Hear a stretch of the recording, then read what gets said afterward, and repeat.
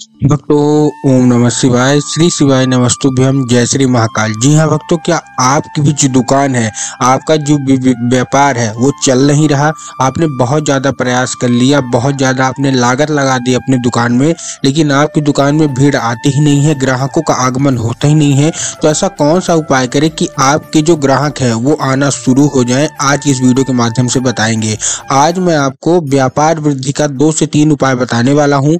अगर इसको आपने बहुत अच्छे से कर लिया तो आपके दुकान में भीड़ लगना स्टार्ट हो जाएगी। पूज्य गुरुदेव की जो कथा होती है, आपको भी पता है, उसमें बहुत सारे पत्र आते हैं। तो बहुत लोगों ने पत्र के द्वारा गुरुदेव को धन्यवाद किया है कि गुरुदेव आपके बताए गए, जो आपने बताया हमको उपाय, उसको हमने किया और हमारी दुकान है, हमारा जो व्यापार है वो अच्छे से चलने लगा, माता लक्ष्मी का आगमन होने लगा। तो क्या करना है, कैसे करना है, पूरा आपको समझाऊंगा। तो उपाय पूरा सुनिएगा, अच्छे से करिएगा। अगर आपने उपाय अच्छे से कर लिया तो 100% है कि आपकी जो दुकान है उसमें बढ़ोतरी होगी। तो चलिए चलते हैं उपाय की ओर। लेकिन उससे पहले चैनल पर पहली बार आए हैं तो वीडियो को कर दें लाइक और चैनल को कर लें सब्सक्राइब, ताकि पूजनीय पंडित प्रदीप जी मिश्रा की रोज नए नए उपाय जो कि मैं उनकी कथा से सुनता हूँ, श्रवण करता हूँ, सबसे पहले आपको प्राप्त करा सकूं। तो देखिए, जो हमारा पहला उपाय है, इसमें आपको शिव जी को स्नान कराना है। कैसे स्नान कराना है, देखिए, सबसे पहले आपको लेना है 1 लोटा जल। कितना? केवल और केवल 1 लोटा जल, जो कि तांबे के लोटे में जल होना चाहिए। इस चीज का भी आपको ध्यान रखना है। ठीक, अब आपने तांबे के लोटे में जल ले लिया। तांबे के लोटे में जल लेने के बाद क्या करना है, एक चीज का ध्यान रखना है कि जो जल है वो आपके घर का होना चाहिए। बहुत सारे लोग गलती क्या करते हैं, जाके मंदिर परिसर से जल ले लेते हैं।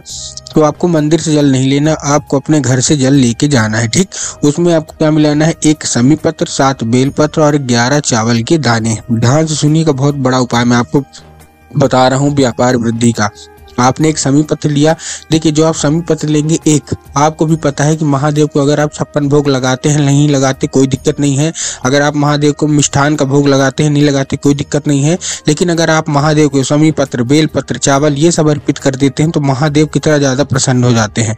तो आपको 1 समी पत्र लेना है, 7 बेल पत्र लेना है और 11 चावल के दाने लेने हैं। अब देखिए, जो आप समी पत्र लेंगे उसमें आपको ध्यान रखना है कि समी पत्र कहीं से भी मुरझाया हुआ नहीं होना चाहिए। इस चीज का आपको ध्यान रखना है। ठीक, उसके अलावा जो आप 7 बेल पत्र ले रहे हैं, तो बेल पत्र में आपको ध्यान रखना है कि बेल पत्र कहीं से भी कटा फटा नहीं होना चाहिए। बहुत सारे लोग गलती क्या करते हैं कि कटा फटा बेल पत्र ले लेते हैं। तो और बहुत सारे लोग तो ये भी गलती करते हैं कि एक पत्ती को ही बेल पत्र मानते हैं।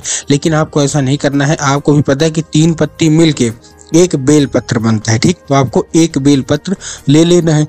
लेने के बाद उसमें जो आप 11 चावल के दाने डालेंगे, तो 11 के चावल के दाने में भी आपको ध्यान रखना है कि 11 चावल के दाने अच्छे साबुत होने चाहिए, खड़े चावल के दाने होने चाहिए। ठीक, अब आपको इसको लेके पहुंच जाना है कहाँ, शिव मंदिर। शिव मंदिर पहुंचने के बाद आपको क्या करना है, सबसे पहले दक्षिण दिशा में खड़े होना है। कहाँ खड़े होना है, दक्षिण दिशा में आपको खड़े होना है और उत्तर की ओर आपका मुख होगा। अब देखिए, उत्तर की ओर में बहुत सारे लोगों के मन में कंफ्यूजन आया होगा कि उत्तर की ओर का मतलब क्या है। हर मंदिर में तो अलग अलग उत्तर रहता है। देखिए, जिधर जलाधारी से जल नीचे गिर रहा उधर ही आपको अपना मुंह करके खड़े हो जाना है। ठीक, अब आपको क्या करना है, महादेव का एक बहुत ही सुंदर सा नाम है चंद्रमौली महादेव। कौन से महादेव?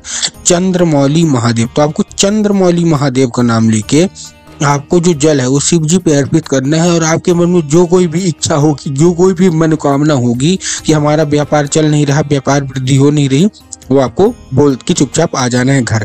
घर आने के बाद आपको एक दिया जलाना है। कहाँ? अपने घर की चौखट पे या दुकान की चौखट पे। आप घर की चौखट पे भी जला सकते हैं, और लेकिन आप कोशिश ये करिए कि दुकान की जो चौखट है ना, वहाँ आपको एक दिया अर्पित कर देना। पूज्य गुरुदेव कहते हैं कि ऐसे में महादेव अत्यंत प्रसन्न हो जाते हैं और आपको मनचाहा वरदान देते हैं जो आप चाहिए, और आपका जो व्यापार है उसकी वृद्धि हो जाती है। तो उम्मीद करता हूँ आज का उपाय आपको समझ में आ गया होगा। उपाय अच्छा लगा हो तो कमेंट बॉक्स में हर हर महादेव अवश्य रूप से लिख दें।